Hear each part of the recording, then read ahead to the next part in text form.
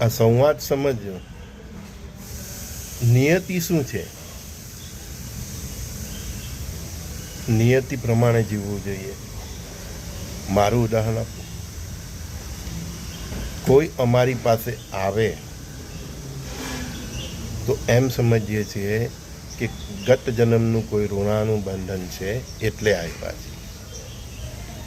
કોઈ આવીને સંવાદ કરવા માંગે એમના જીવન વિશે, ધર્મ વિશે, કોઈ પણ વિશે, તો એમ સમજીએ છીએ કે એમના ગુરુની, એમના ઈષ્ટદેવની અને મારા ગુરુદેવની ઈચ્છાથી આવ્યા છે.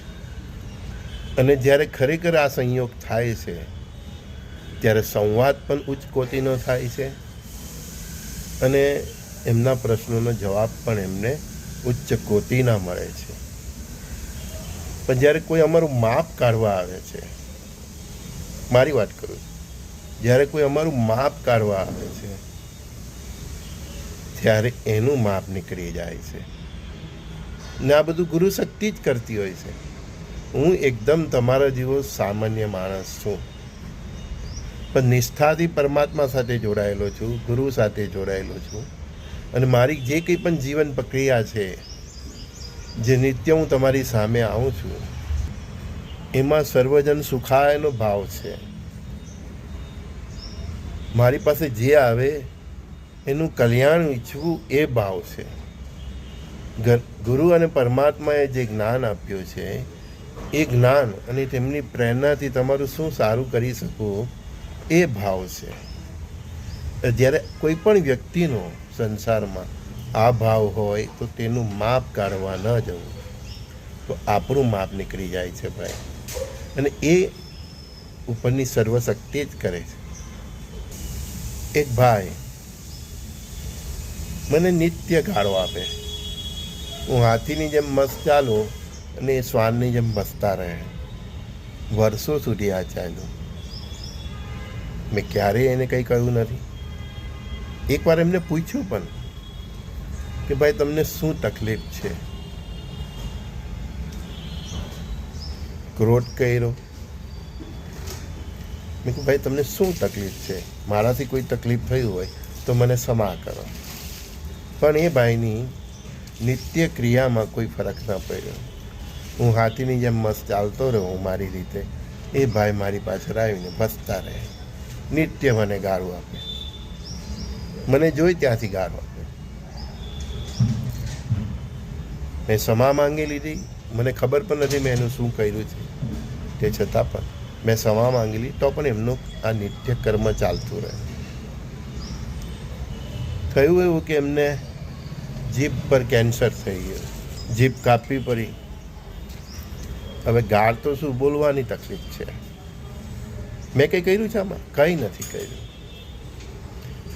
મેં મારા ગત જન્મના જે કંઈ પણ એની સાથેનું ઋણાનુબંધ હશે જેને કારણે એ ભાઈ મને ગાળ આપતા હતા, મેં મારું કર્મ એમની ક્ષમા માંગીને પૂરું કર્યું. તે છતાં પણ એમને કર્મ ચાલુ રાખ્યું. તો એ કર્મનું ધન પરમાત્માએ કર્યું, ગુરુ શક્તિએ કર્યું. અને હજુ પણ મને એ ભાઈ સાથે જે થયું છે ને એનું મને દુઃખ છે. પણ કુદરતના ઇન્સાફ આગળ મારું તો કંઈ ચાલતું નથી. હા, એટલું પરમાત્માને પ્રાર્થના કરું છું કે ભગવાન એને ક્ષમા કરી દે. સંસારમાં કોઈ પણ જ્ઞાની હોય, ઋષિમુનિ હોય, વક્તા હોય, સાધુ સંત હોય,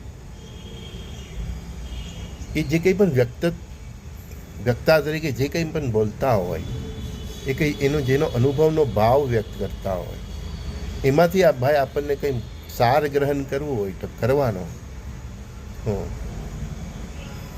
બાકી એની બુરાઈ ન કરવી. કોઈ પણ હોય એની અંદર કોઈ બુરાઈ હશે, એના કર્મો ખરાબ હશે, એનું ડોગલું જીવન હશે, તો એના એ જીવનનો પર્દાફાશ પરમાત્મા જરૂર કરશે. આપણે કોઈના કાજી બનવાની જરૂર નથી. ઘણી જગ્યાએ તમે બેઠા હોય ને, કોઈને કોઈ સંતની બુરાઈ, કોઈ કથાકારની બુરાઈ, કોઈ રાજકારણીની બુરાઈ, કોઈને ને કોઈની બુરાઈ કરતા હોય. આપણે કોઈની આપણા કરતાં, હું તમને એક ઉદાહરણ સમજાવું. મારા કરતાં લાખો ગણું ઉચ્ચ ચરિત્ર ધરાવનાર મારા ગુરુએ કોઈ દિવસ મારી બુરાઈ નથી કરી. સમજો આ વાતને. મારા કરતાં, મારામાં તો હજારો બુરાઈ છે, કારણ કે હું પણ તમારા જેવો સામાન્ય માણસ છું. તો પણ મારા ગુરુએ જે મારા કરતાં લાખો ગણી એમની ઉચ્ચ ક્વોલિટી, અવધૂત, શું ઘટે, એમણે ક્યારે એમની મારી કે અમારા કોઈ શિષ્યોની બુરાઈ કરી નથી. તો તમે અને હું કોઈ પણ વ્યક્તિની બુરાઈ કરનાર કોણ? જ્યારે આવા અવધૂતો, આવા પ્રખર સંતો કે પરમાત્મા ખુદ તમારા અને મારા ઈષ્ટદેવ કે કુળદેવી ક્યારેય આપણી બુરાઈની ચર્ચા કરતા નથી. હે, આપણી હજારો બુરાઈ હોવા છતાં પરમાત્મા અને આપણા કુળદેવી આપણને સહન કરે છે. આપણને કોઈને કોઈ રીતે માર્ગ ચીંધે છે કે તું આ રસ્તે ખોટો છે. અતિ થઈ જાય ત્યારે દંડ કરે છે. તો તમે અને હું કોઈને આંગળી ચીરનાર કોણ? મેં કહ્યું ને ભાઈ, ચિંતનથી જ આત્મચિંતનના રસ્તે જવાય છે. પરમાત્માએ તમને અને મને જે વિવેક બુદ્ધિ આપી છે, એ વિવેક બુદ્ધિથી આ રીતનો વિચાર કરીને એ રીતે જીવન જીવો.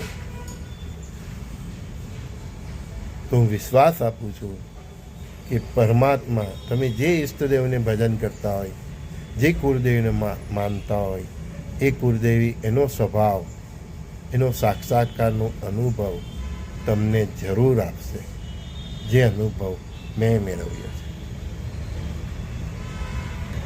હું તમારી સાથે મને સોંપેલ મારા ગુરુદેવે નિત્ય કર્મ જ કરું છું. આ રોજ આવું છું, એ ગુરુની આજ્ઞા. લખનાર પણ એ છે ને બોલનાર પણ એ જ છે. આ તો એક સ્ટ્રક્ચર છે. તમને એમ લાગે કે આ સંજય બોલે છે, નહીં. એ પરમાત્માનો અંશ અંદર આત્મા સ્વરૂપે, અને એ બોલે છે. હા, કોઈક જગ્યાએ કંઈક ખોટું બોલાઈ જાય તો એ મારું છે, બાકી બધી વાણી એની છે. હું આ મારું નિત્ય કર્મ કરીને જતો રહ્યો છું. તમારા સુધી વિડીયો પહોંચાડી રહ્યો છું, મારા લખાણ પહોંચાડી રહ્યો છું. તમને ગમે નહીં ગમે, તમે એમાંથી શું પ્રાપ્ત કર્યું એ મારા ગુરુદેવ પર છોડી રહ્યો છું. અને મને એટલો વિશ્વાસ છે, જેટલો મને એમનો અનુભવ છે, કે મારા વિડીયો, મારા સંવાદ, મારા લખાણ એકચ્યુઅલી તો બધા એના જ છે. એ ત્યાં સુધી જ પહોંચે છે જ્યાં સુધી પહોંચાડવાની એની ઈચ્છા છે. મળીએ ત્યારે સંજય બોરીવાલાના પ્રાતઃકાળના સત્સંગમાં.